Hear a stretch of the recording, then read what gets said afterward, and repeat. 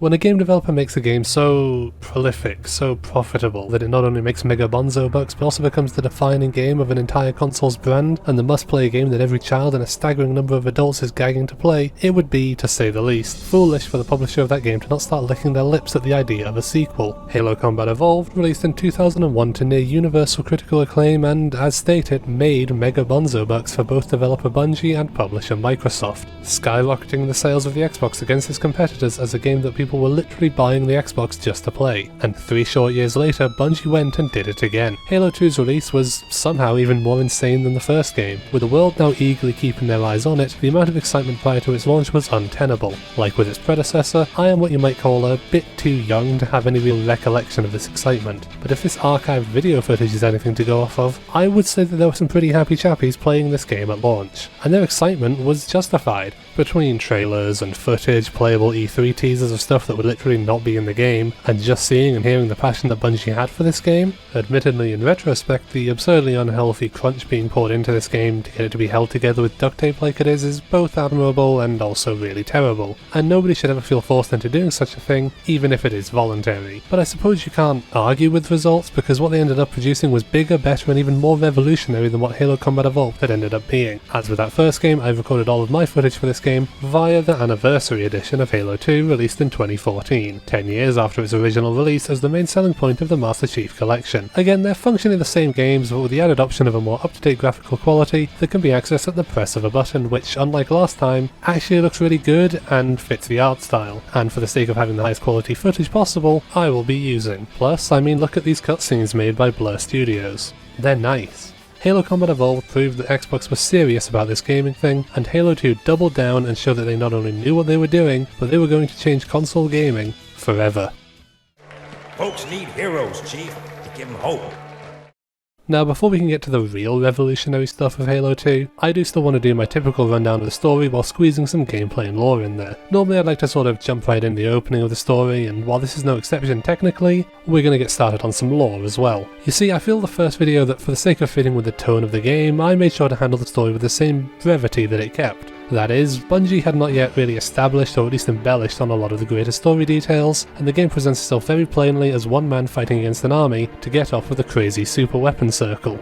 And that simplicity works for one game. But when I said they made the second game bigger and better, I really do mean that they wanted to expand on it in every conceivable way, including the greater story details. You see, this game opens up with a short tutorial segment again to reacquaint the player with its controls, followed by the Master Chief, whose real name is John, a name I will never be mentioning again for the remainder of the video, attending a ceremony to receive a medal for his service in saving the entire galaxy against the Covenant threat in the first game. Chief receives a medal, the daughter of Keyes, a woman named Miranda, receives a medal, and Sergeant Johnson receives a medal. But didn't he, die? We saw him get pounced by a flood infection form back on the best level of the game, so what gives? Well, Johnson and Chief aren't, strictly speaking, entirely human. I mean, they are human, but they're superhuman. Some 50 or so years before the games take place, a project was implemented named Orion, whereby a few hundred soldiers were enhanced with extreme mental and physical training, medicine and augmentations to become stronger, faster and live longer lives. The vast majority of these people died, with Johnson being one of the very few remaining survivors, and the only one to seemingly be in active service during the times of the games, at the ripe old age of 78, which is,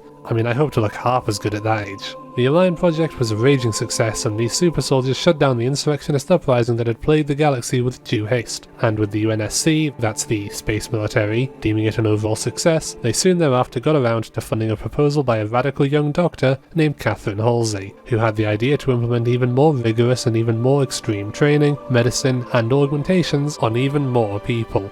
On young children. In the dead of night, UNSC soldiers abducted about 75 children, all in around the age of 6. Race, gender, whatever else was irrelevant, as long as they were deemed viable subjects to be sat down, hung down, brung down, hung up, and all kinds of mean, nasty, ugly things to, over the years, turn them from meek little children into nigh-on robotic killing machines. And as you may have guessed, the Master Chief was among these 75 children, dubbed the Spartan 2 program, with the former Orion program that had produced Johnson later being renamed to Spartan 1 in accordance. Johnson survived the flood infection, officially due to a genetic condition that made him immune to the infection. The reality, however, is that he survived the flood infection because he is frankly built different. He is a Spartan of sorts, just like the Master Chief, and the two of them are now decorated war heroes, courtesy of a ceremony held by Lord Hood, a UNSC admiral, who thanks them for having saved the galaxy from the Covenant and from the Flood. But I know some of you are really upset at me right now. I've lied to you, I've deceived you, this isn't the first scene of the game, and there is another side to this scene that I have neglected to talk about. In the first game we met the Covenant, and now we've met the Spartans. But I think we should go back and maybe re-examine the Covenant, because the minds over at Bungie certainly seem to think that, this time around, we all needed to meet the real Covenant. When you first saw Halo, were you blinded by its majesty?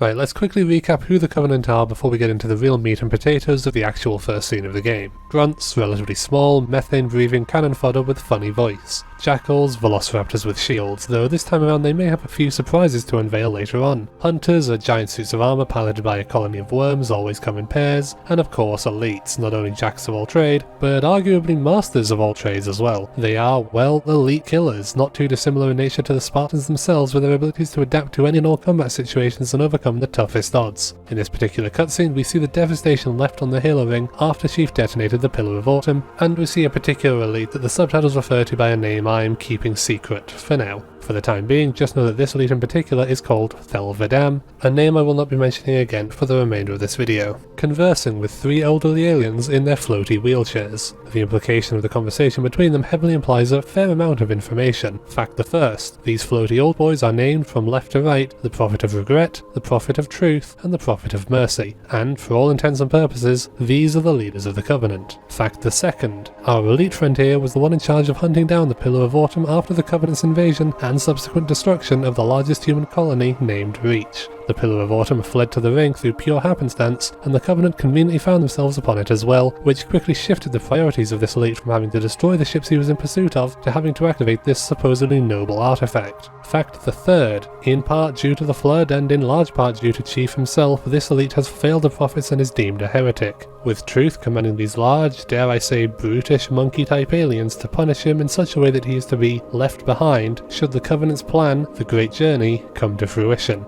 The implication there being that this great journey is a horrible misunderstanding of the intentions of the Halo rings. We, of course, now know them to be galaxy-annihilating superweapons, but the prophets have deluded themselves and all of their followers in the Covenant into believing that it is a religious rite of passage and a method of travelling to some sort of idyllic afterlife. It is now that we actually get the scene of our two Spartans getting rewarded for their bravery and service, a scene that is actually interspersed with more scenes showing the inner workings of the Covenant. The elite is restrained in front of a large crowd, tortured and punished for his failures at the same time that Chief receives his medals, stripped of his armour, and branded a heretic.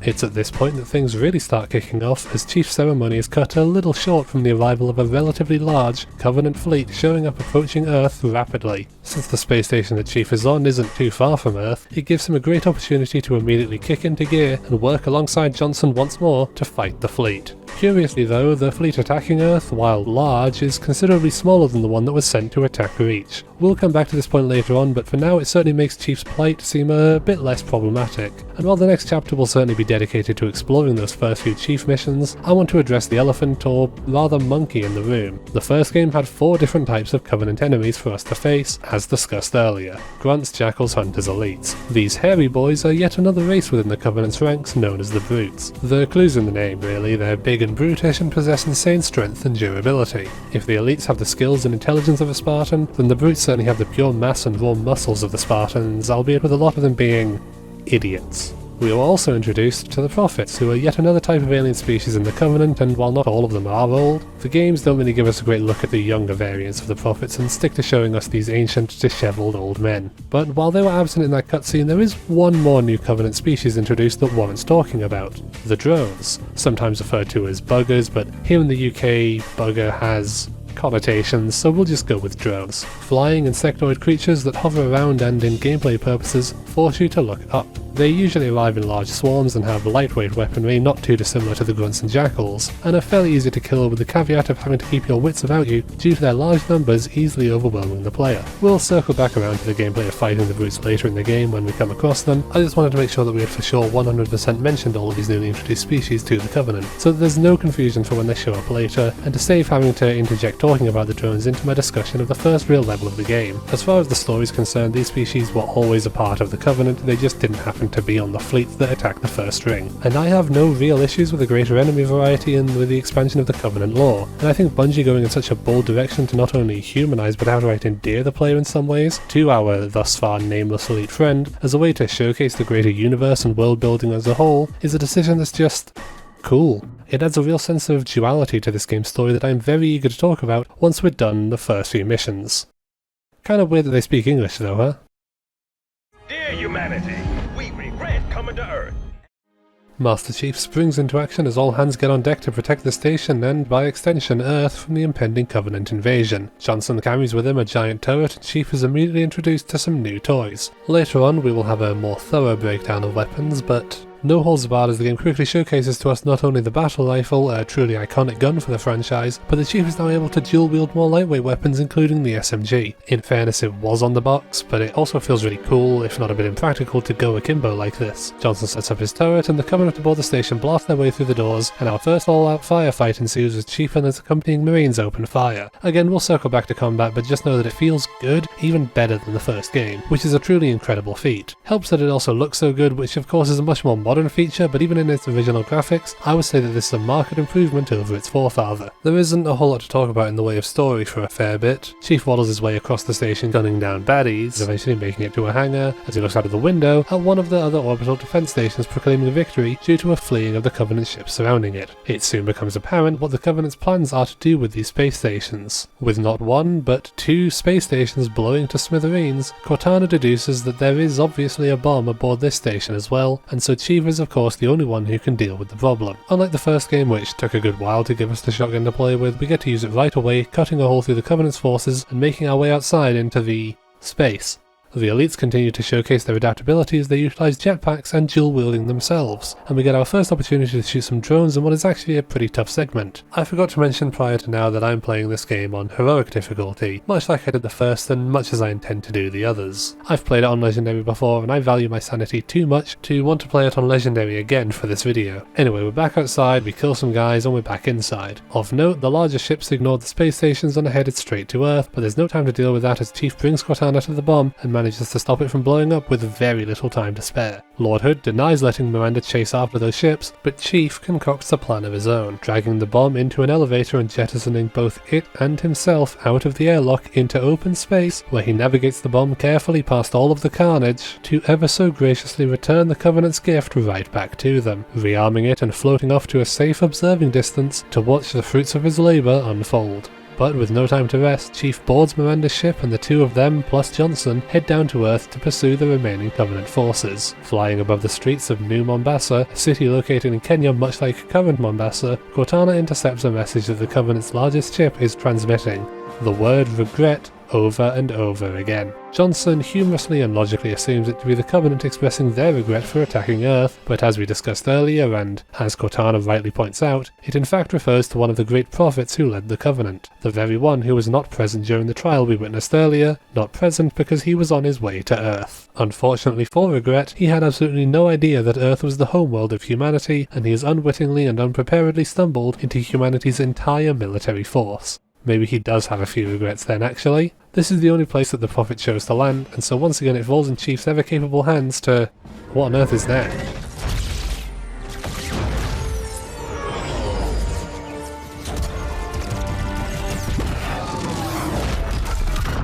After Chief's Pelican is shot out the sky and crash lands in a ruined building, I take the opportunity to go and disable that score overlay I accidentally left on for the entirety of the first mission, sorry about that, and do the unprecedented thing of actually playing this level properly. If you've played Halo 2 before, you may be aware that this game is a bit of a speedrunner's paradise, with like half of the missions having absurdly easy methods of leaving the level's boundaries and skipping half of the combat set pieces if not more. Some of them are definitely unintentional, but the one in this mission does have a secret collectible obtainable by doing so, and has become quite the infamous little shortcut. What that does mean is that this first bit of combat you do in this mission is a rarely seen or explored area by a lot of people, and while it's not particularly exciting in all fairness, it is a much more open area than a lot of what the first level, which by the way was named Cairo Station, never mentioned that, offered, allowing you to really utilise and come to terms with the full range of combat options available to you. After holding out for a good while and eventually fighting some hunters, which are made much bulkier by the inability to one-shot them with basic weaponry, the music finally starts blaring as we walk on ahead into a nearby alleyway and... Well, remember when I said about Jackals having surprises to unveil? Remember what I said about not wanting to play this game on legendary difficulty? Introducing Sniper Jackals. These little monsters are perfectly capable of killing the player in a single shot on legendary, and sometimes on heroic too. And while they themselves are quite fragile, they're also often really far and really high, leading to a few unhappy surprises from time to time. Fortunately though, I'm like really good at this game, I swear, and I even get my hands on one of their beam rifles for a bit before replacing it with an energy sword. Yeah, we get to use energy swords this time, and making our way through a small hotel into a beach overlooking the gorgeous city skyline. Dropping off some enemies are the replacement for the strange horseshoe cattle prod shaped dropships from the first game. Those were spirits, and these slightly more typical Covenant designed boys are the Phantoms. And that's not the only vehicle gracing our presence, as more crucially we get our first wide open driving segment in Halo 2 as we are gifted a warthog to romp around in and drive across large swaths of land against ghosts and these cool floating towers that I don't think have a spooky spectral name like a lot of other Covenant stuff does. You can take a ghost for yourself here using this brand new hijacking mechanic, wherein you physically overwhelm the driver of an opposing vehicle and commandeer it for oneself. But I opt for the safer option of sticking to the car for as long as physically possible and journeying across the entire beach and into the tunnel at the other side. It is then that, as my car is about to blow up, and by the way the UNSC vehicles can take damage and blow up now, again gameplay later, I finally decide to take a ghost. The vehicles control just a lot better than in the first game, like it's genuinely unbelievable how much using a vehicle in Halo 2 makes using a vehicle in Halo Combat Evolved feel retroactively terrible. I mean, the vehicles in the first game were fine and functional, but the Halo 2 vehicles still have decent driving that still holds up to this day. It's no GTA or Forza or anything, but it is more than serviceable for a fast-paced and arcadey first-person shooter with optional driving, which we use to chase a couple of sort of armoured personnel carrying vehicles that have these annoying turrets on. They're called Shadows, and eventually manage to leave the tunnel after shutting them all down and getting past yet more ghosts and turrets. The ghost I am driving is totally perfectly fine and nothing is wrong with it at all, and the top of the tunnel leads strangely to the next level, which is a pretty interesting thing that Halo 2 does. Each playable level in the game, as in the non-cutscene one, follow one directly from one another and come in pairs. The prior level, Outskirts, is married up with the following one, Metropolis, a level introduced with Sergeant Johnson immediately giving us a tank to play with. The Scorpion's grand return is so soon into this game, and makes not only for an iconic Johnson line as he shows off just how more prevalent, pronounced and, well, present he is as a character, but also gives us a fantastic set piece to start this level with as we drive across this massive bridge that we could see in the distance back on the beach. We fight wraiths and banshees, just causing chaos all around and make it back inside some familiar looking tunnels where we opt to abandon this flaming wreck of a tank in order to get a lift from the Okay, well they seem to hate us, so I guess we're walking? Eventually this grand power walk lands cheap at the foot of a barricade, where the Marines park their warthog up, and I finally get a chance to use it to have some fun running over some... God, I hate these guys. Okay, new plan. I steal one of the beam rifles and get some psychiatric revenge on the Jackals for the pain they put me through back when I played the game on Legendary, and venture out into a wide open area where we get to put it to its full effectiveness in an attempt to safely deal with the enemies who are trying to stop a warthog driving around the area. As it drives nearby, I jump down and decide to give the warthog turret a go, and oh, this isn't your dad's warthog. Much like how the multiplayer last time around had a special warthog equipped with rockets, this time that warthog was replaced by its big brother, the Gauss hog, sneaking its way into the campaign, equipped with a Gauss cannon that fires big boy explosive Gauss shots that travel extremely fast and cause way more mayhem than the bog standard warthog gun can ever hope to achieve. Jackals, elites, ghosts, even wraiths and phantoms fear before the might of the Gauss cannon. Alas, it is not able to be taken indoors both on account of its size and the fact I left it in a state of disrepair. Not that it would have been particularly effective against the return of that four-legged metal madness that shot down the Pelican when we first arrived here. I've neglected to really mention this thing. Scarab has pretty much been chasing Chief across the entirety of these two new Mombasa levels, and having finally reached a point where there is a vantage point, it is now possible to drop down onto its back, kill all of the baddies aboard and save the city. As Johnson comes in to taunt Regret's ship making its retreat, Miranda has him pick Chief up and get the two aboard her ship to pursue Regret. While initially she is denied permission to follow it, once the ship goes into slip space, Halo's FTL equivalent sans Mass Effect Relay, Hood grants permission to follow, and her ship, in amber clad, with both of our favourite Spartans aboard, follows Regret into the unknown. What would you have your arbiter do? Ooh la la, look at that fancy word I used as the chapter title. Whilst the siege on Earth was being repelled and in amber clad followed Regret to... somewhere, The game pretty much hard cuts to showing us our elite friend once more, and we see more of his perspective and what's going on with the Covenant. It gives insight to the Covenant's hierarchy, that the brutes and elites are clearly in the upper echelons of the society, while jackals are seen as little more than animals kept in cages. Cages, however, will not be the fate decided for the prisoner. Our elite is due for a meeting with the prophets, and this big white brute, who is evidently the leader, named Tartarus, delivers him unto the hierarchs where they reveal their plans for him. The meeting is being held in a chamber known as the Mausoleum of the Arbiter, her burial grounds for the noblest and most powerful warriors the Covenant has ever known. At any given time, there is one Arbiter, the most powerful and deadly elite there is, who is sent on the most dangerous lone wolf type missions with the purpose of victory or death. One particular elite, a heretic to the Covenant's regime, has gone rogue and started spreading propaganda that the prophets find distasteful. Some mumbo-jumbo about the Halo rings being galaxy-destroying superweapons and not gateways to heaven. Lunacy, of course. Their solution, therefore, is that in order to silence the heretic, they will call once more on the services of a new arbiter in our elite friend, to undergo suicidal mission after suicidal mission, risking life and limb to serve the Covenant as it's quite literal, knight in shining armour, until the day he dies, fulfilling the death sentence that the Covenant desires in a rather roundabout way, which leads to the arbiter setting off on his first quest, to slay the heretic with a small squad of elites and grunts, led by a shipmaster who shall henceforth be known as Shipmaster. He's notable for missing a mandible, and he's basically going to serve as the Arbiter's Johnson. The Sergeant Johnson, not his.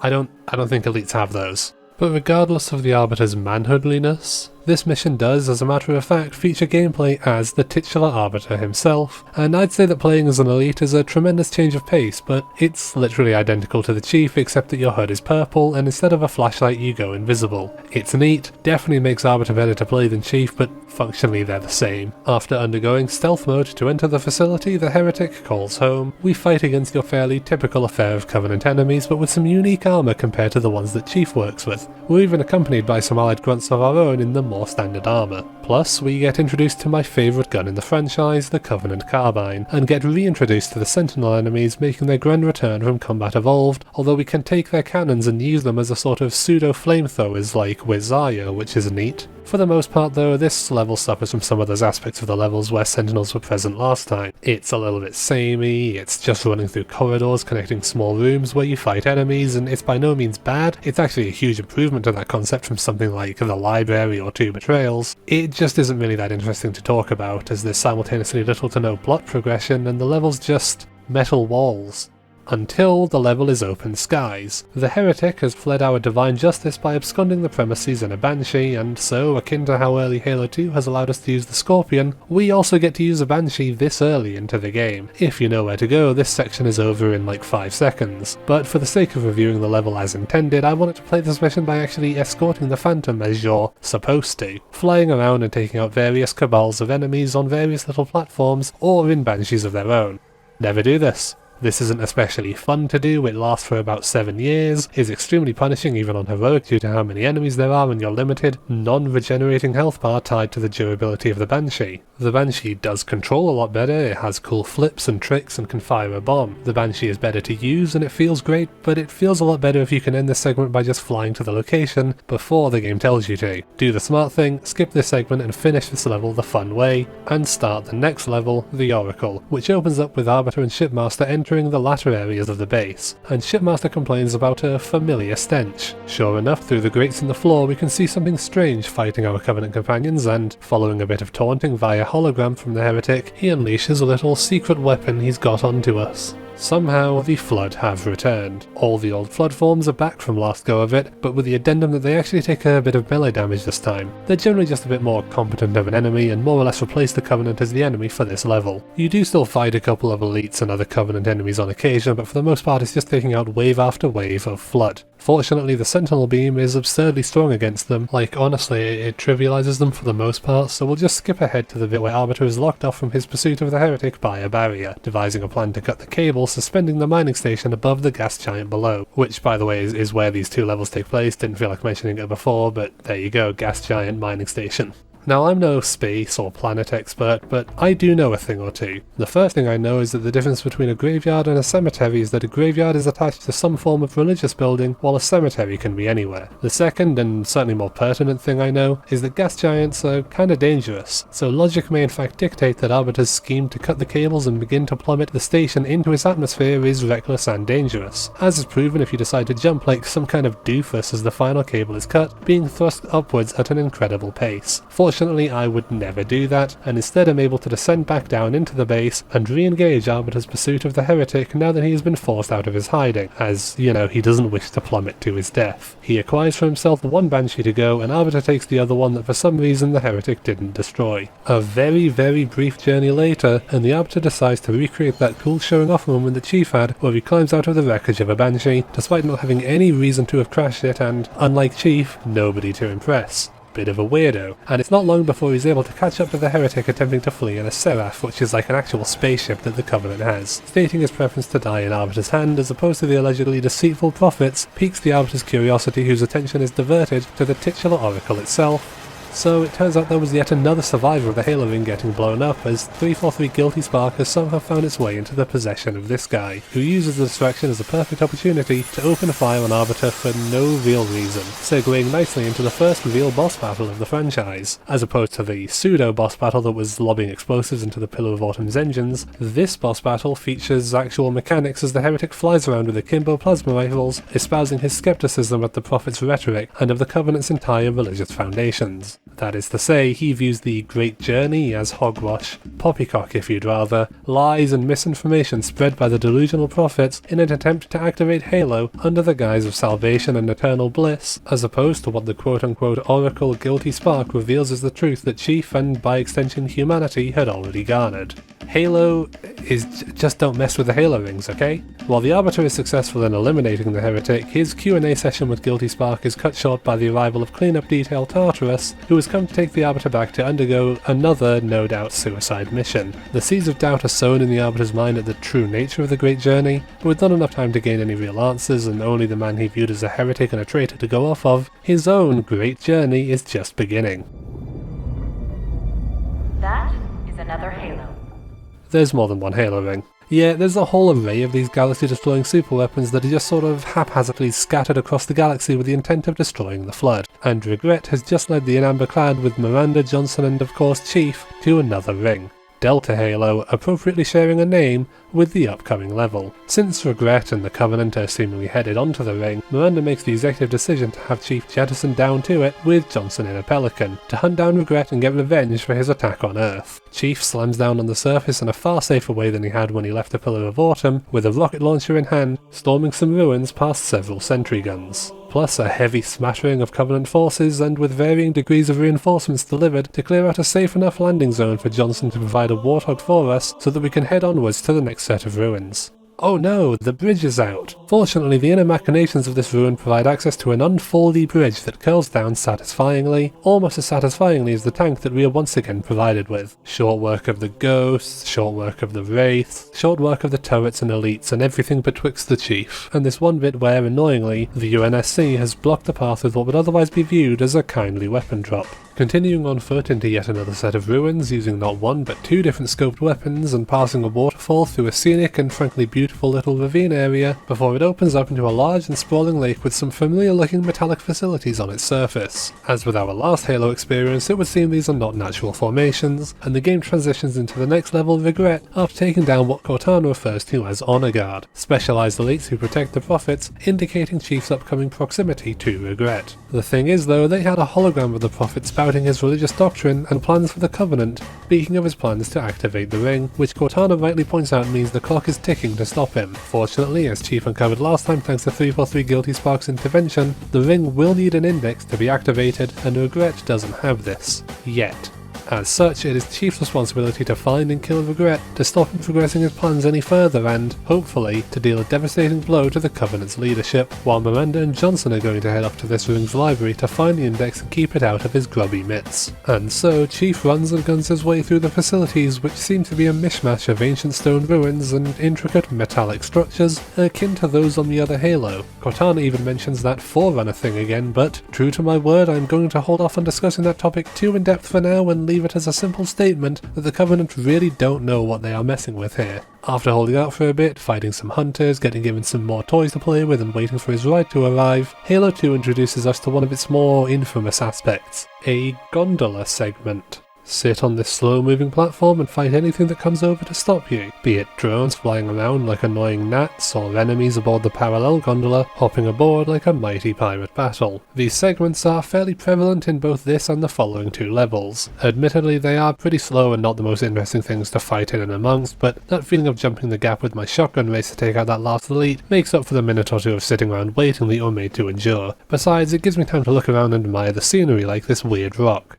Eventually the gondola arrives at our destination, we enter the facility, rid it of enemies and boot up Bioshock. Is there any practical reason we absolutely had to go underwater here? Not even slightly, no. But there is something oddly calming but also terrifying of having to go through an underwater base, and I am appreciative of the feel of this place even if it puts me on edge due to my crippling fear of water. Oh cool, the fuel rod made it into the campaign this time. After dealing with some hunters, some juggling and more honor guard to once again indicate just how close I've gotten to Regret, we board another elevator thing and kindly put Rapture behind us, returning to the surface and listening to more of Regret's rhetoric. Back outside in another scenic little glen and past a few enemies dropping in up and down and all around, the game blesses us with our second gondola, fourth if you want to count the water elevators, but I think they're a different thing entirely. Miranda informs us that she has made it to the library but is struggling to penetrate it, stuck outside, but Chief's mission seems to be a more marked success as he staves off oncoming banshees, jetpack elites and eventually arrives at the final building, a building full of regret. Just in time, it would seem, for Regret's backup to arrive,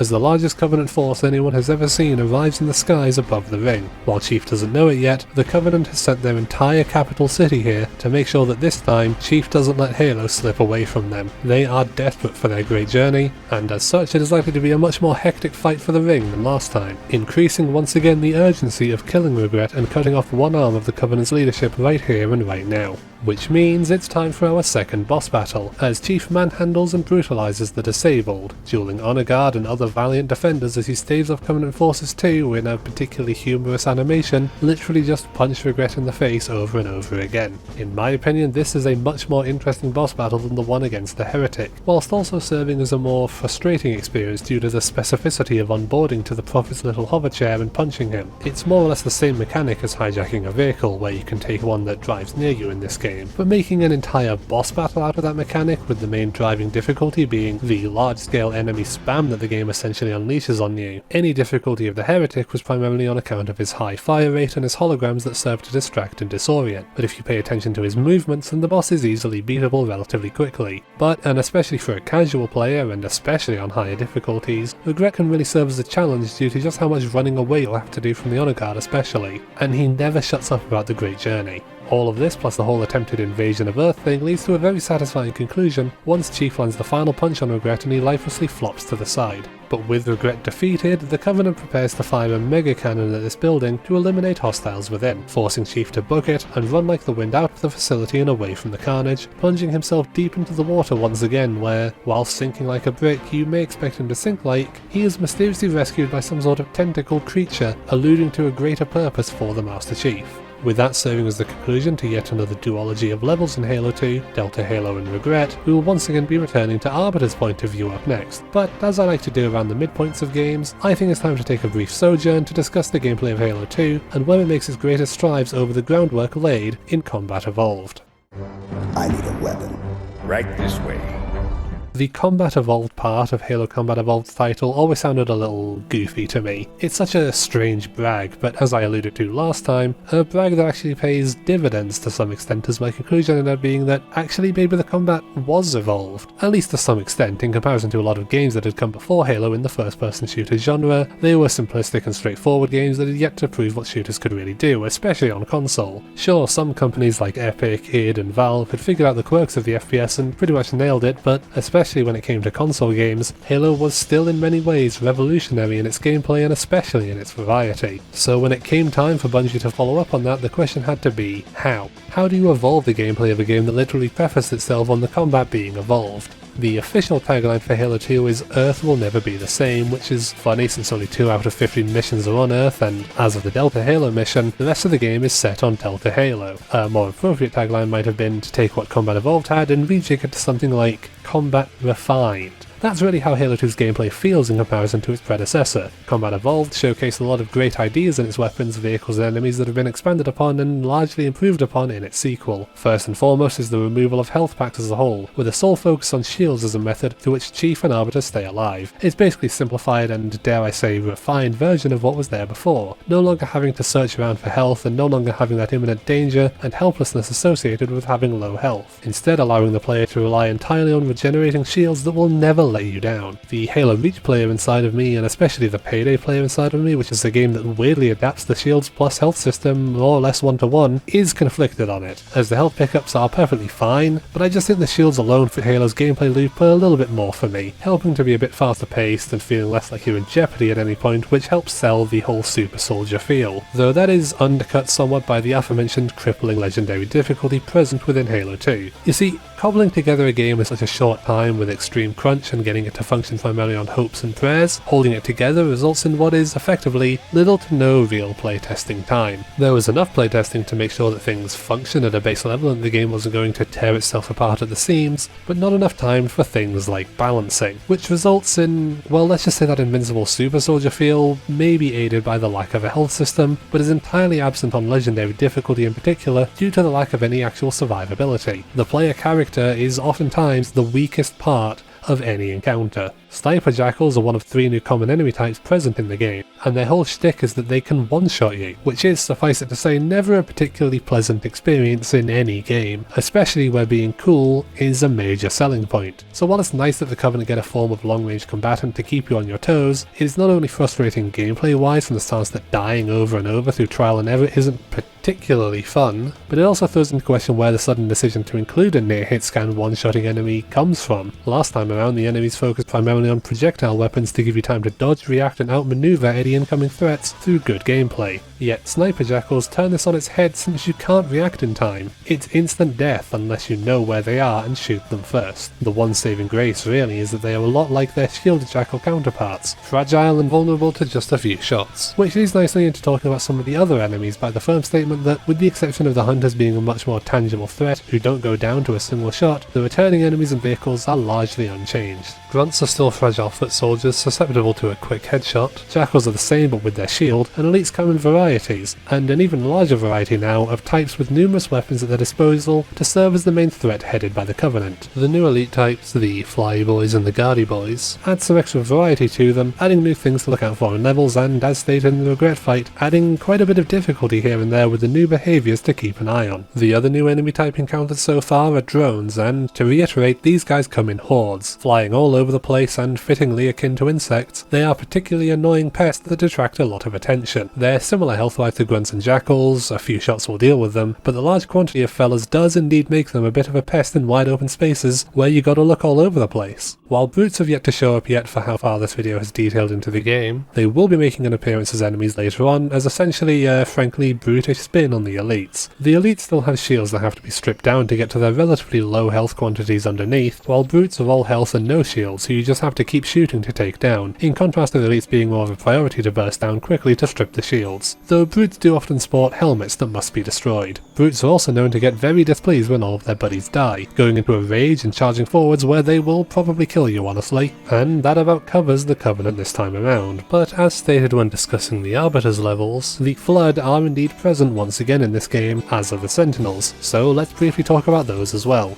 The Flood is the same. I mean, there are functionally no real discernible differences beyond them now being able to pilot vehicles, and the level design being a bit less cramped than that of the Library to make them a bit more tolerable and less frustrating to deal with. Plus you can realistically melee them now, while they are also still susceptible to shotguns and generally keeping one's distance. And while the same is largely true for the Sentinels, who are similar flying guys who go in and beam you down while being vulnerable to plasma weaponry in particular, the Sentinel's arsenal has been upgraded by the addition of something that is coming in the following levels: Enforcers. Spartans, gigantic sentinels that feature forward-facing shields that take a good while to strip down, with missile launchers and weaponry akin to that of the Needler. These in themselves are basically mini-bosses not too dissimilar to function as hunters, something that really commands the battlefield and requires careful maneuvering around in order to deal with it safely and effectively, while also typically being necessary to take down to progress. They are, however, quite sparse, only really appearing in the 2 upcoming levels, so while they are a relatively imposing threat and certainly warrant being a big new bat, they are also a fairly forgettable inclusion due to never reappearing in the series. But referring to them and hunters as sort of mini-bosses is definitely the way I would personally choose to view them. They are imposing and they demand respect, but they're not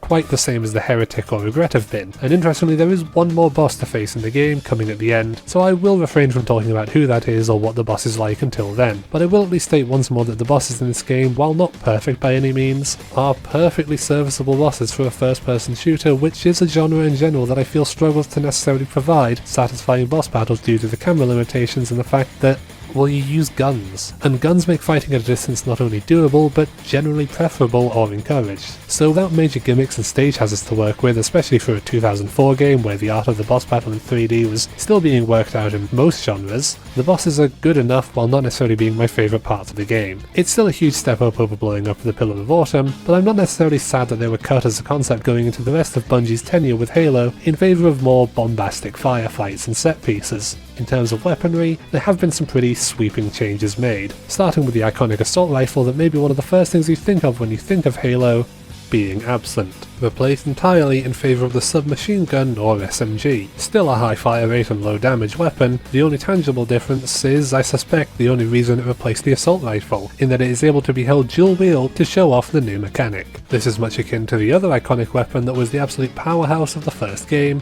the Magnum, a weapon that is similarly replaced by a low caliber variant that is able to be dual wielded, except this time the weapon retains the name Magnum despite being clearly visually different, but it's also utterly worthless in almost every conceivable way. To go from the weapon of kings and gods to but a pea shooter is a sorry state of affairs, but it perhaps had to be done to make way for the introduction of the fan favourite weapon, the battle rifle, sometimes simplified to just BR, a 3-round burst precision rifle with a scope that serves as this game's arsenal king. High damage, high accuracy, a solid fire rate, and common enough to carry you through most every encounter. It's not as universally strong as the old pistol, but it is pretty close, and the burst fire feels extremely satisfying to boot. The rest of the UNSC's arsenal is largely unchanged. The shotgun, rocket launcher, sniper rifle and frag grenades do more or less the same things they were always intended to do, and the things you would expect them to do. Kill at close quarters, make big boom, kill at long range and make big boom, respectively. And while the flamethrower didn't return, I did sort of state earlier that the Sentinel beam basically does a similar enough job of replacing it, with the added bonus of actually being usable in the campaign. It's not an exact replica and it certainly is its own thing, but it feels great and serves as a similar niche as a beam weapon to use at close range that feels great, especially on large quantities of enemies. But let's circle back to the Covenant weaponry and quickly whittle through our returning guns. The plasma pistol serves the same purpose, the plasma rifle serves the same purpose, and the Needler serves the same purpose but is a bit weaker to compensate for the fact that it, in addition to both of those prior guns, can be dual wielded. While the plasma pistol and rifle are largely unchanged due to never being the best weaponry anyway, disregarding the plasma pistol's amazing charge shot combo which is useless in the context of dual wielding, the Needler is a shadow of its former self that, while still leading to satisfying pink explosions, is just okay at the best of times and rarely worth it over other guns. As a whole, the dual wielding mechanic I think is seen as pretty controversial, due to it feeling pretty satisfying overall but leading to shoddy weapon balancing in both this game and Halo 3, the only games where it features. And while getting the option to mix and match light weaponry like this and interchange guns in a more unique way feels cool, the loss of the assault rifle and the gutting of the Magnum and Needler do fill my heart heavy with sorrow at the sacrifices made for this cool box art. The rest of the Covenant arsenal is relatively new however, with the sort of exception of the fuel rod, though it is now both in the campaign, doesn't explode when dropped and doesn't overheat, functioning more as a direct Covenant counterpart to the rocket launcher.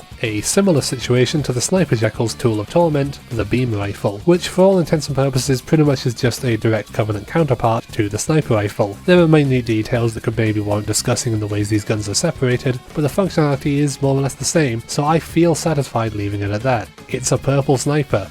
which is quite different to the Covenant carbine, which sort of serves as the counterpart to the battle rifle. Fast firing plasma shots, good fire rate, high damage, and relatively common with a scope and a slick design, the key difference being that it's not only purple, but also single shot as opposed to burst fire. I already said this is one of my favourite feeling weapons, and as a Covenant counterpart to the battle rifle, I think it's perfect. Which I suppose shows that a lot of the guns in this game could be viewed as UNSC and Covenant counterparts in fact. The Magnum and the Plasma Pistol, the SMG and the Plasma Rifle, the Battle Rifle and the Covenant Carbine, the Sniper Rifle and the Beam Rifle, the Rocket Launcher and the Fuel Rod, the Shotgun and the Energy Sword? Finally usable now after how jealous it no doubt made gamers back in 2001, the Energy Sword is, in fact, a melee weapon. To make up for this shortcoming, it has a bit of lock-on that is actually pretty insane lock-on, and can be used to send you flying pretty extreme distances. And it's typically a one-shot kill on elites or other players in the multiplayer. It looks cool, it feels great, and while it's a bit on the rarer side of weaponry, you never don't feel awesome picking it up and using it to tear the Covenant down. But weirdly, we're not done. The Covenant have really picked things up from their pitiful 3 weapons last time around, as they also bring the Brute Shot to the table, serving as a pretty fast-firing grenade launcher type weapon with a special melee combo that does extra damage due to the bladed edge. It's pretty uncommon and only appears in the last 4 or so levels of the game, but it is another weapon I have a pretty big soft spot for, and it both looks and feels pretty good even if it doesn't really fill a conceivable niche in my mind except for just explosion spam, I suppose. The Brutes also have their own variation of the Plasma Rifle which fires quicker and overheats quicker. I have nothing else to say about this, it's just a more bursty version of the same gun, feels fine and is red. And of course the Plasma aka Sticky Grenade make their triumphant return once again to wreak havoc on the unsuspecting Covenant or indeed the unluckiest of players. Vehicles. This is perhaps one of the most improved aspects of Halo 2 in comparison to Combat Evolved, as they not only feel a whole lot better to control in ways that can only be expressed by giving you control and going, hey look at this, but the variety is ever so slightly better as well. Of course the Warthog returns, it'd be crazy if it didn't, but also brings its special Gauss variant to use that does some absurd damage and feels so good to use. Both Warthog variants are great and it really wouldn't be Halo without the Hog making an appearance, so it helps that it feels so great to drive. And the same could be said of the Scorpion, which may be a little bit slower but is improved simply in how it feels, being able to not only shoot quicker but aim a lot better, while still being able to fire both the main cannon and the machine gun as the driver. But these improvements to control come with the caveat of the UNSC vehicles now taking and sustaining damage that will eventually result in their destruction. It's a sad but necessary truth that realistically they were really strong in the first game, so having this hard limit on what the vehicles can do, especially for multiplayer no doubt, is an improvement even if it is a little sad. The Covenant vehicles, like before, can still be destroyed, but are also improved with better speed and tighter handling for the most part. The Ghost is still a zippy little guy with satisfying front-facing guns, the Banshee is still a flying guy with satisfying front-facing guns, and the Wraith can now be piloted by the player to fire its arching artillery strikes from afar. Plus, in the upcoming levels, we will encounter a new vehicle called the Spectre, which is like a really odd-looking Covenant variant of the Warthog that requires separate drivers and gunners, and I honestly forgot this vehicle was in the game, so my review of it is that it's fine, but like, the Warthog does its job better and the Ghost is better ground vehicle for the Covenant as it's both more accessible and can be used solo. And lest we forget, it warrants mentioning the new mechanic of hijacking vehicles to really spice up the gameplay. Not only are you not instantly annihilated at the lightest nudge of a vehicle, instead taking high damage if angled well, but by timing it right you can actually mitigate the damage entirely by leaping onto the bonnet of your assailant's vehicle and booting them off to claim it as your own. The animation is slick, and being rewarded with a vehicle of your own, especially something usable solo like a Ghost or even a Banshee, is a fantastic feeling, though tanks cannot be commandeered in such a way without damaging the vehicle heavily first, by violently punching the cockpit much akin to the animation of Chief beating up Regret, which may eventually destroy the vehicle instead. Less satisfying, but still a generally favourable deal. Turrets are in the game. They're not especially useful a lot of the time, but being so low to the ground and basically forcing Chief or Arbiter to crouch when using them does technically provide some decent cover, while giving you a pretty high powered tool to shoot things down with. There's not a whole lot to say, and the mechanics of turrets is greatly improved in future installments, but they do show up from time to time. Beyond that, the game is blessed with overall improvements to physics and game feel, and while the difficulty is certainly a niggling issue that leads to some unnecessary frustrations on Legendary, this game feels great and like a real evolution of combat. These are trying times for all of us.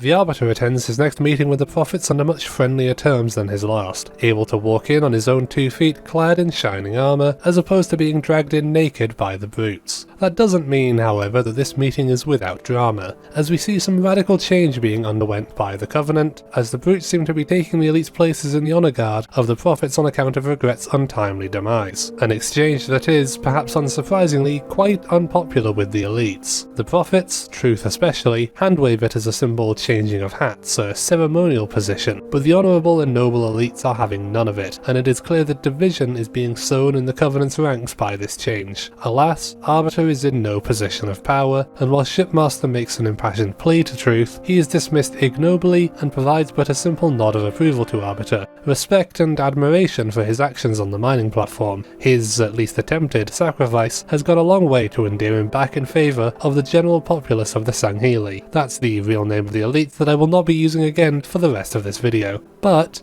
in the eyes of the Covenant at large, he has a long way to go to redeem his failures, and the Prophets have yet another task in mind for the Arbiter that may sound a little familiar. Without an index, or as they call it, sacred icon, the ring is just a ring. To engage the Great Journey proper, they will need this sacred icon for themselves, the very same that Miranda and Johnson had gone to acquire during Chief's missions. This means that technically it's a race to the clock between Arbiter and our human duo to get to the index first, even if neither party is technically aware of this fact. Now, I will say that I am of the general opinion that these following 2 levels are probably the weakest in Halo 2's campaign. Not bad by any means. I'd specifically argue that they're not by definition the worst, but the most forgettable. The duology of Sacred Icon and Quarantine Zone are, in essence, more generic Forerunner buildings akin to the library, with a smattering of snow level thrown in there. As such, and since I've already spoken largely about the gameplay independently, I feel relatively safe in sort of just going, yeah, you know, Arbiter arrives at this ring's equivalent with a library, gets jump scared by an enforcer and is rescued by Tartarus, taking its attention away, with the vague promise to pick him up when he's done. Arbiter goes down a fun slide and enters metal corridors again, primarily fighting against Flood and Sentinel enemies, and in the original graphics it even looks not too dissimilar to what the library itself looked like last time. So he walks, he strolls, he struts, and he shoots whatever is in his way, including our first fight against an enforcer, until the game's next beloved gondola segment where, other than the spectacle of watching Tartarus satisfyingly get shot at, doesn't really feature much to do.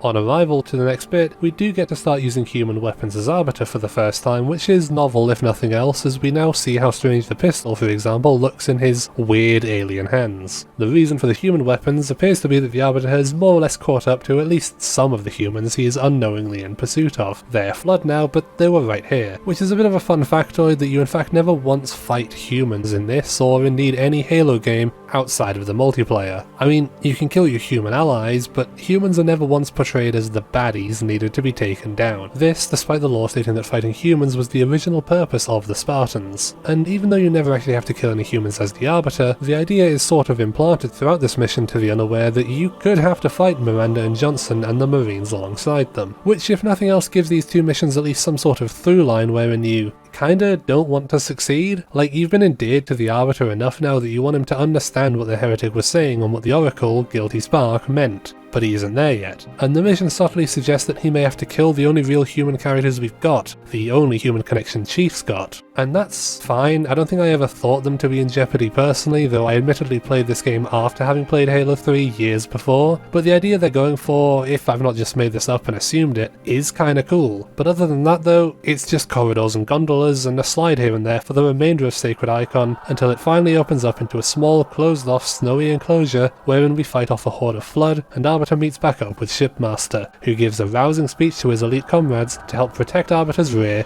and aid his mission. This cutscene serves as our level transition from Sacred Icon to Quarantine Zone, opening up in literally the same area we were just in, but with the gimmick this time being, instead of tight corridors and close quarter combat, it's a car level. Ghosts, that wacky Spectre vehicle, and even a Scorpion that I'm pretty sure the Flood are supposed to pilot, but was seemingly empty when I arrived, allowing me and the boys to roll out in style and honestly make the level a bit of a cakewalk. From right near the beginning I drove the tank through snowy ravines, taking out enforcers and wraiths and stuff smaller than those things, until I was able to secure a wraith of my own a short ways into the level. At that point one of my elite friends even took the Scorpion for himself and we had 2 tanks for as long as the game allowed me to be in a vehicle. Sadly both tanks are too chunky for this tight squeeze. As a side note, I think this room looks incredibly cool, and actually, Quarantine Zone is, as forgettable as this level may be at times, perhaps the perfect example of just how good Halo 2 Anniversary can look. The lighting effects on this level alone are gorgeous and don't detract from the original artistic intent nearly as egregiously as Combat Evolved Anniversary did.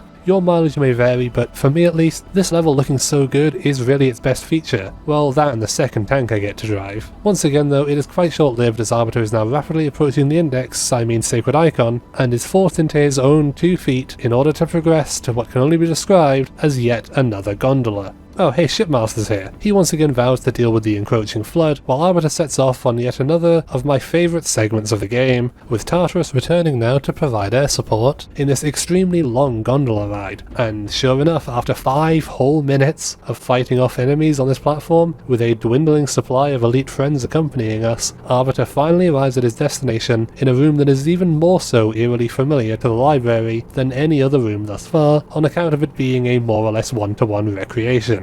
Miranda has unfortunately, or fortunately actually, beaten Arbiter to the punch on this one, as we see her grabbing the Index before very nearly plummeting to her doom. Thankfully Johnson stepped in to not only save Miranda's life, but engage in combat once the Arbiter pounces at him from the dark.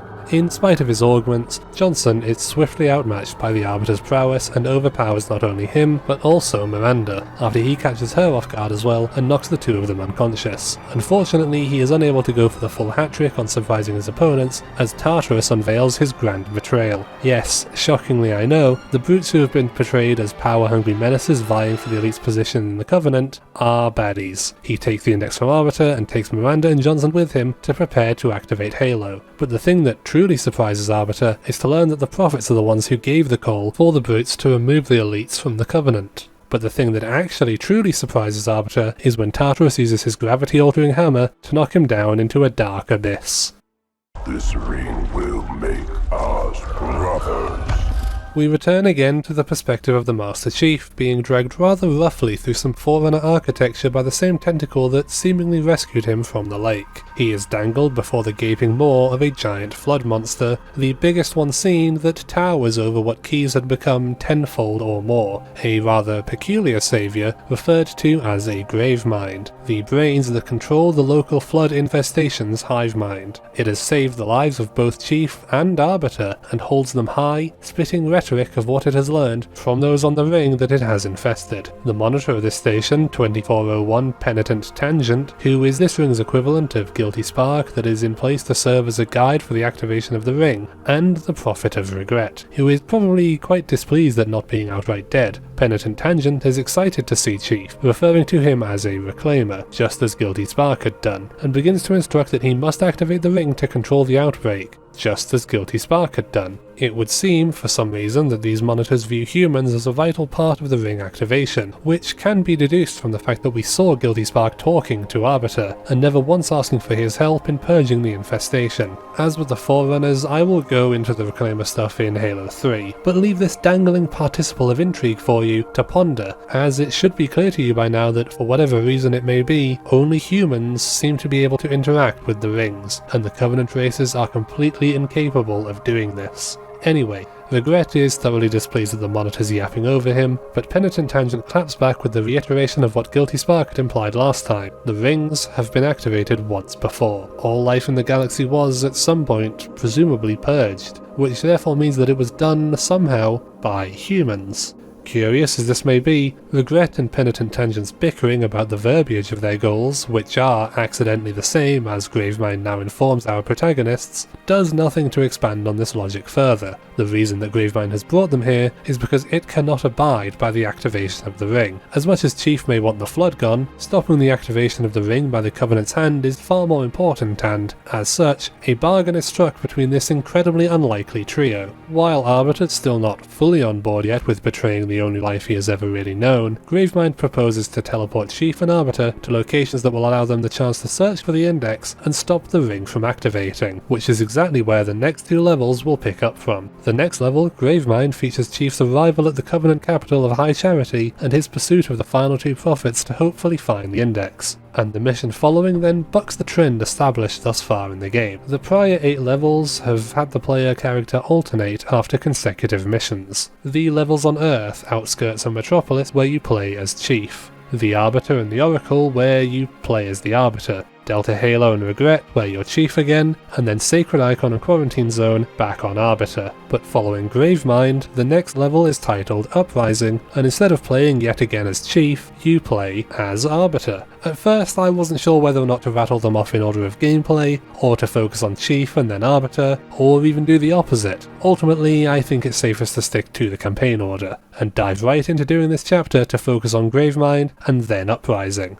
And Gravemind opens with the Master Chief quite literally jump scaring a poor grunt right in the middle of a sermon from Truth where he promises swiftly to begin the great journey. The prophets get away whilst Chief has to contend with fighting off a wave of brutes that rather rudely attack while the level is still loading in. And this immediately transitions into one of the game's longest and most brutal firefights in this tiny area where Chief, and by extension the player, are forced to fight for their lives for a good several minutes against a good several waves of incoming enemies, including your first chance to fight against brutes and to experiment with the brute plasma rifle and the brute shot as weapons. This right here is not only undoubtedly the hardest level in any Halo game, but this is probably the most difficult part of that level. A consistent and frankly stress-inducing endurance test where your sole objective is to just keep holding out while more and more enemies flood into the room. And with the brute's unique rage mechanics, it can make for some tense situations where your life genuinely feels on the line.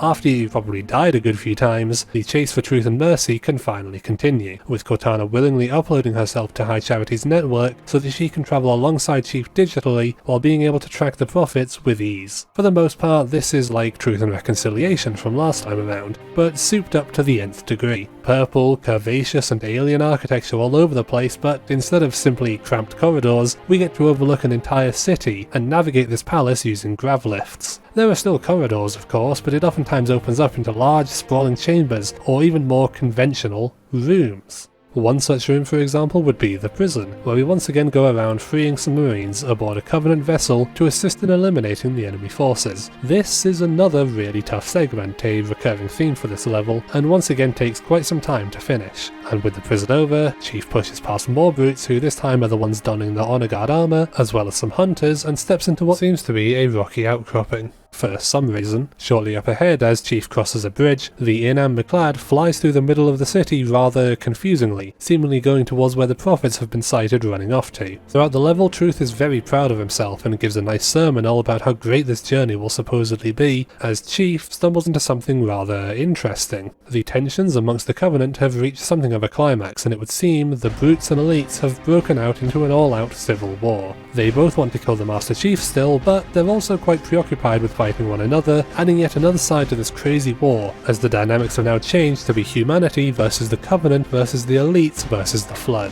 And after taking out one last absurdly difficult room, caught in the midst of this Covenant civil war, breaking Benjamin blasting in the background as the Master Chief single-handedly fights off pretty much a little bit of everything that the Covenant has to throw at him, the level draws to a conclusion as we make our way to the Prophet's current location. I have recorded the final 4 levels of the game in a single sitting, and Gravemind alone is almost half of that footage. That's how tough this level is, and our reward? Seeing that Chief is too late to save the day this time. Tartarus has arrived and taken the index along with 2 humans to activate the ring, Johnson and Miranda. And, to make matters worse, in Amberclad's arrival also signifies the arrival of the Flood that had taken control of it behind the scenes onto High Charity. The Prophet of Mercy is mercilessly dead, as Truth insists Tartarus not save him, allowing Truth to become the sole leader of the now eliteless Covenant. But that means now Chief is here all alone with just Cortana and in the middle of the Covenant's capital city, with his targets and his friends all gone, fighting once more to stave off the Flood. which is where we now see what Arbiter has been up to this whole time. Dropped back onto the Halo ring on some random cliffside, he is very quickly forced to, himself, fight through the brutes that are readily hunting down any elites they can, reuniting just up ahead with a few elite buddies, beginning the titular uprising as he cuts through the brutes and any loyal grunts, jackals and hunters in his quest to find the index. Once again, he may not be the biggest fan of Gravemind or the Flood or of Chief, but the brutes have at this point taken everything from him, and it seems he and the elites are finally convinced that the Great Journey is probably a hoax, and is probably not worth fighting for after how the prophets have treated their people. And as we hop into a ghost with the theme music blaring, it becomes apparent that Arbiter's level is a pretty stark contrast to Chief's in that it's actually pretty easy, fast-paced, and fun. You can easily zoom through this level if you wanted to, and that makes it a really enjoyable time. Not to imply that I dislike Gravemind as a level, but its brutal difficulty is a weak point that makes it an endurance test compared to this level's swift jaunt to the finish. You can hijack a wraith, access an armory full of brute spoils of war, which gives you some pretty powerful weapons like the rocket launcher or the shotgun, and make it to the end of the level where Arbiter is approached by a rather intimidating looking wraith, where he is reunited with his now good friend, the Shipmaster. With them fully being on the same page about the need to take the brutes and the Covenant as a whole down, the clock starts ticking as a phantom flies in overhead. Tartarus' phantom, containing both the Index and Miranda, as he lands at this Halo Ring's control room. The Great Journey waits for no one, brother. We rejoin Chief's perspective as he sees, moments too late, Truth leaving through the titular High Charity in a Phantom, headed towards a giant Forerunner ship in the middle of the city with plans to head to Earth. Cortana states her plans to stay behind, so that in case of ring activation, she is able to detonate the Amberclad's reactor and blow the ring sky high. A plan that is, as she herself admits, wholly unoriginal, but is nonetheless tried and true. And then the Flood show up. With a conduit being present in the building Chief is in that will take him directly to the Forerunner ship, he's headed back inside to get caught up once again between the civil war of the elites and the brutes, but now have the added bonus of truly being a one-man army against not only them, but also now the Flood. I think the heavy focus on the Flood in this level serves as a great contrast to the brutal difficulty that the brutes provided last time around, and make it such that High Charity is, as a level, basically just a much better balanced version of the same ideas that Gravemind showcased, but with a far grosser aesthetic thanks to the infestation. It's also pretty short, as it really doesn't take a long time before the level is over with Chief arriving at the aforementioned conduit with little to no delays. I looked over my footage a few times and I didn't really see any firefight rooms where you have to sit around to wait for a door to open or anything, just a straight sprint to the finish of Chief's story this time around, where we end the level with the flourish of using the energy sword's glitchy physics to launch Chief off the ledge and into the level ending zone, where we see the brick flying once more and landing with a cool power slide into the Forerunner ship as he and Cortana part ways for the first time since Keyes handed her off to him, and they say their goodbyes. And with that, Chief's journey ends and the Great Journey begins. Which, that's the final level's name, by the way. Arbiter and Shipmaster are viewing the control room of this ring where Tartarus has just gone to, and Arbiter hears Gravemind in his head telling him there is still time. As such, Shipmaster gives his wraith over to his bro, who sets off through this massive ravine, taking out all manner of Covenant vehicles along the way, before entering a building at the other side, near where a scarab was parked, the same thing Chief destroyed way back in New Mombasa. Inside, Arbiter is accompanied by some friendly hunters who certainly do the job, travelling through a cave system that for some reason I find really cool and serves as a fantastic little battleground before making his way inside of a prison chamber where the brutes have locked up a bunch of elites and even some more hunters. By shooting the locks and freeing them, it actually makes this whole area a whole lot easier, and makes it quite the simple task for Arbiter to arrive at the head of the scarab, which springs into action as he takes out the last of the brutes. And the reason for that is because it's being piloted by Sergeant Johnson, who seems to have freed himself and hijacked the scarab, which is just absolutely insane. What's more is he acknowledges the situation that is happening and proposes a truce of sorts with Arbiter, that the two of them will work together, use the scarab to blast open the doors and stop the activation of Halo.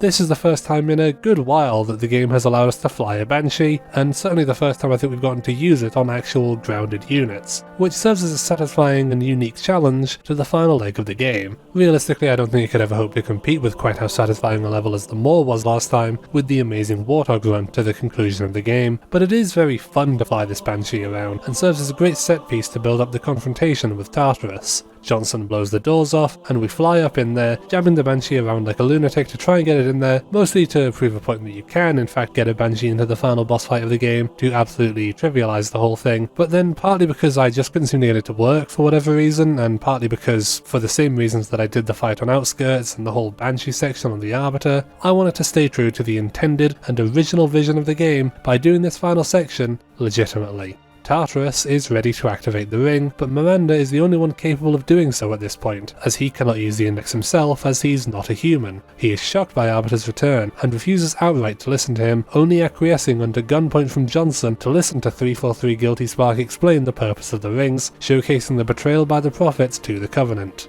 Rather predictably, however, Tartarus refuses to listen, and hilariously throws Guilty Spark at Johnson, forces Miranda's hand to insert the index and activate Halo, beginning the fight with Arbiter. And this final boss against Tartarus is honestly pretty tough. Unlike the Heretic or Regret, Tartarus is a very strong and capable fighter in his own right, and is also accompanied by some pretty tough brute enemies. One swing from his hammer is capable of outright killing you, and his shields are completely impenetrable to all forms of damage, with the prevailing strategy is to largely wait it out, as Johnson is providing covering fire with a beam rifle from afar, and after enough shots, Tartarus' shield will be destroyed for long enough for Arbiter to get a few rounds or grenades into him. Beyond that, it's largely an endurance test of ducking and weaving while listening to Arbiter's newfound allies work together to try and stop the activation, as Miranda is clambering up top to stop what has been set in motion and retrieve the index. And despite Johnson sometimes not making a particularly great attempt at shooting the brute, the two do eventually manage to whittle his health down and kill him, just before Miranda mirrors edges her way to the index and is able to nullify the firing mechanism, causing the activation to simply fizzle out into a pretty fireworks show that sends a message to the remaining Halo rings, preparing them for remote activation. Guilty Spark reassures everyone that they cannot be activated from here, and that they are activated from a mysterious location known as the Ark, to which Arbiter requests to know the location. Hard cut to Master Chief arriving back at Earth aboard the Forerunner ship, which Lord Hurd initially intends to shoot down, before Chief contacts him and informs him that he is aboard the ship for one purpose: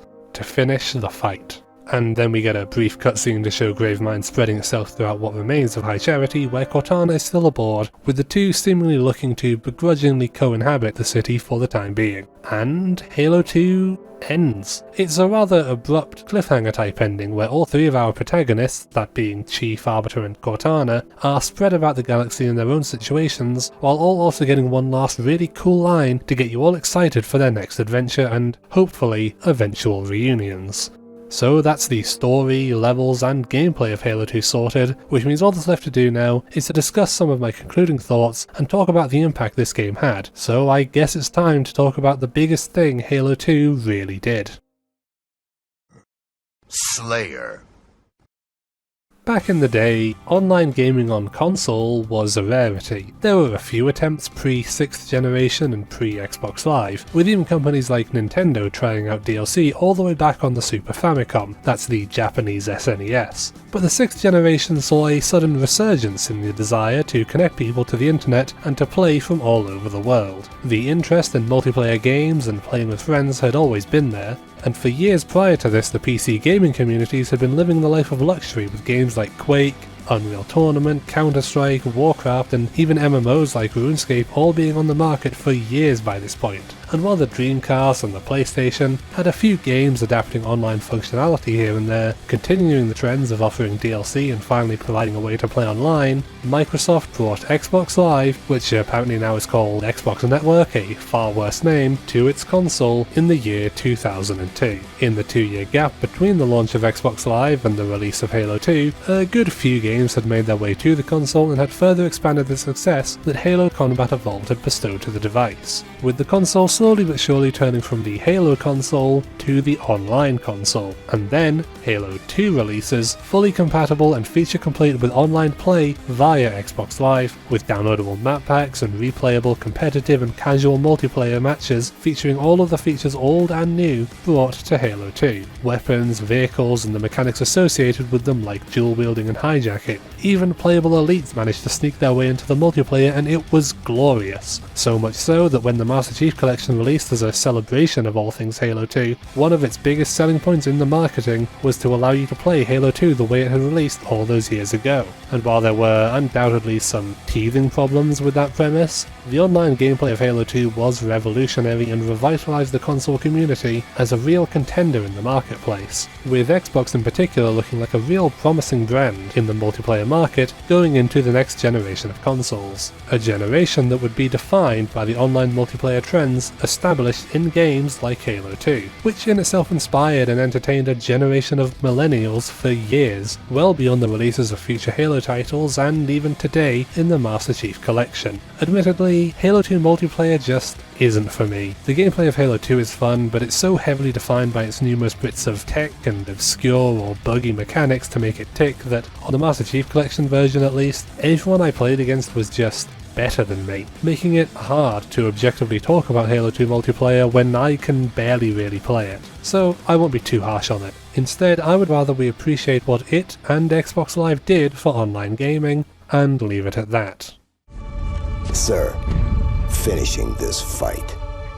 And so, as someone who isn't the biggest fan of Halo 2 multiplayer, I don't want to spend too much time talking about things that are different to the main reasons I enjoy Halo 2, which, as a self-admitted latecomer to this game who had played it after having played, in order, Halo 3, Halo Reach, Halo 3 ODST, Halo 4, Halo Combat Evolved, and then finally Halo 2, all before Halo Infinite had come out, which I played at launch, and still having never played Halo 5. Don't worry, I did make sure to play them all in release order when the Master Chief Collection came to PC. I just never had an original Xbox when I was younger, so Halo 2 was seen as inaccessible. It all sort of built this reverence in my mind where Halo 2 was seen as this game that is idolised, as perfect in its gameplay and its story, and this game that so many people look back on fondly. And when I finally got around to playing it for the first time in 2020, and got to experience what it is that they loved, it hit me.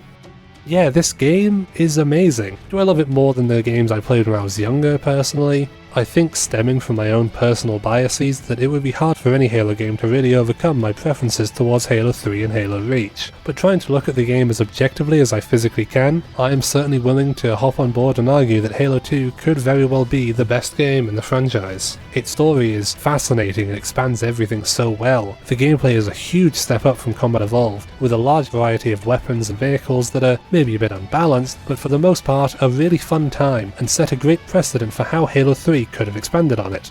And it's fun. I like playing Halo 2 and its less refined portions allow for a great deal of options to just leave the level and engage in some fantastic speedrunning for so much replayability that's also fun even from a casual standpoint, let alone completionists say this looking to finish the game with all of the skulls enabled, which I realise now I neglected to mention that this game incorporated collectibles into its levels through doing obscure Easter eggs and such, with 15 different skulls to collect, one in each and every level, albeit 2 in outskirts, since there is no skull in the level that's just a cutscene, and finding them gives you unique modifiers to change the game and, for the most part, make it harder or at least weirder in subsequent playthroughs when enabled. And not only did these return in future games and were retroactively added as a collectible to Halo Combat Evolved Anniversary, but a collectible introduced in Halo 3, Terminals, were added to both Halo 1 and 2's remasters, giving yet more insight into intricate lore details about the universe of Halo. And for good measure, there's just obscure stuff and Easter eggs lying in corners of levels, like stealing a Banshee on the level Metropolis to get a gun that shoots the same beams fired by the Scarabs, for just a nice little bit of fun and variety that trivialises the level. The Anniversary version even has a few extra skulls to add silly gimmicks, one of which turns every weapon you use into a Scarab gun. All of these extra things are a great deal of fun, and make revisiting the game a swell time, with a lot of variety whether you want to play it as intended, go for points, go real fast, or really test your mettle. It's easy to see why people were excited for Halo 2, and with how it ends, with every main character nebulously preparing to, and I quote, finish the fight, even now it makes me excited for Halo 3.